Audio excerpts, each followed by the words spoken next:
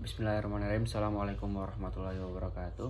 Perkenalkan, nama saya Yusri Liza Bintang Cemerlang, NIM 20103080062. Di sini saya akan mempresentasikan matkul Hukum Internasional Publik dengan tema yang telah ditetapkan, yakni Undang-Undang Konvensi pasal 21 dan 22. Nah, yang pertama tentang akibat hukum dari reservasi dan keberatan terhadap reservasi.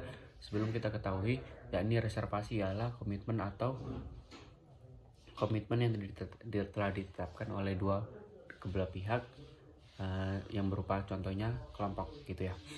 Nah, saya di sini akan membacakan yang pertama, yakni reservasi yang dibuat sesuai dengan pihak pasal 19, 20 dan 23, yakni memodifikasi negara, penyimpanan dalam hubungan dan pihak lainnya dengan ketentuan perjanjian dan persyaratan sejauh persyaratan, dan yang kedua memodifikasi ketentuan tersebut pada tingkat yang sama dan untuk pihak lainnya. Jadi di sini memodifikasi yakni mengubah fungsi dan bentuk atau memperbarui gitu ya. Jadi ada ketentuan yang harus sama untuk meningkatkan kepercayaan atau perjanjian komitmen yang telah dijanjikan kedua negara tersebut. Nah, yang kedua, yakni reservasi tidak mengubah ketentuan perjanjian untuk pihak lain dalam suatu perjanjian tersebut. Jadi perjanjian atau komitmen yang telah ditetapkan oleh kedua belah pihak tidak dapat diubah oleh perjanjian pihak manapun.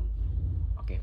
Yang ketiga, yakni ketika suatu negara keberatan dengan suatu reservasi menentang berlakunya perjanjian antara kedua belah pihak yang mencadangkan ketentuan yang berkaitan dengan reservasi tersebut tidak akan berlaku kedua belah pihak negara.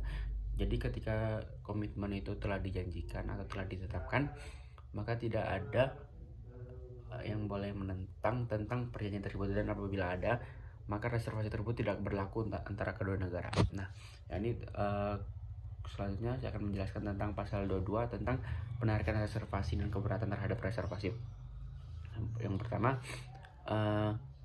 kecuali ditentukan oleh perjanjian, reservasi dapat ditarik pada kapanpun dan oleh persetujuan negara yang telah menerima reservasi, tidak diperlukan untuk penarikannya. Nah, di sini telah dijelaskan bahwasanya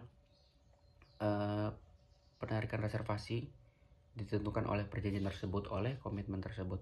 Reservasi juga dapat ditarik kapanpun apabila negara yang telah diterima reservasi tidak diperlukan untuk penarikannya. Nah, yang kedua, kecuali ditentukan oleh perjanjian keberatan terhadap reservasi. Nah, di sini apabila reservasi atau komitmen atau perjanjian tersebut telah ditetapkan tetapi ada yang keberatan, maka penarikan reservasi tersebut dapat ditarik oleh yang bersangkutan jika merasa ada yang keberatan. Nah, yang ketiga, kecuali perjanjian itu menentukan lain dan sebaliknya disetujui. Dan apabila reservasi itu dan apabila penarikan reservasi itu tidak ada yang keberatan, maka sebaliknya akan disetujui oleh reservasi tersebut. Mungkin itu saja yang bisa saya jelaskan. Billahi taufiq wal hidayah. Wassalamualaikum warahmatullahi wabarakatuh.